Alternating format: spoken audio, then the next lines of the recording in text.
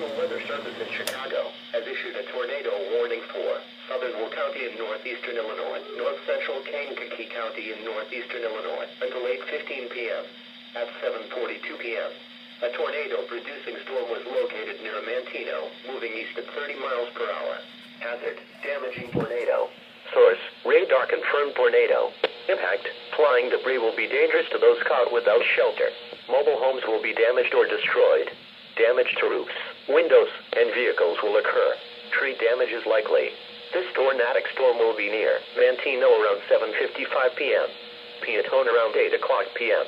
This includes Will County Fairgrounds, including the following interstate: Interstate 57 between mile markers 322 and 328.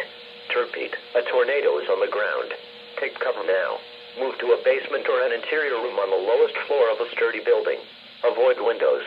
If you are outdoors, in a mobile home, or in a vehicle, move to the closest substantial shelter and protect yourself from flying debris.